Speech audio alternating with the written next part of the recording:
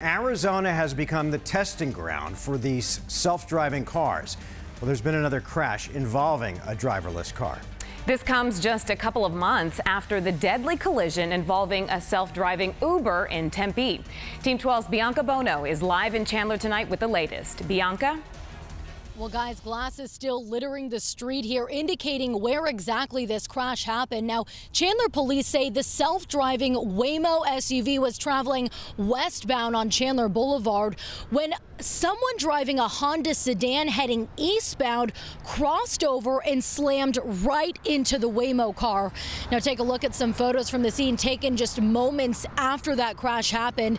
This all happened around 11:30 this morning. According to police, the person driving the sedan swerved to avoid another driver heading north on Los Feliz Drive. Police say the Waymo car was traveling at a slow rate of speed and it was in that autonomous mode at the time of the crash.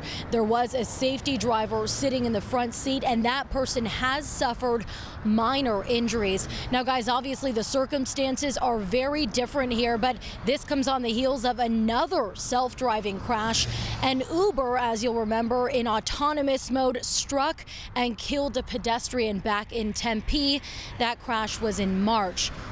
Now, after that deadly Uber crash, Uber did suspend all of its self-driving testing here in Arizona and elsewhere. That does not appear to be the case for Waymo. In fact, we've seen about a dozen or so of those self-driving SUVs passing right by this crash scene this afternoon. We're live in Chandler. Bianca Bono, 12 News. All right, Bianca, thanks so much.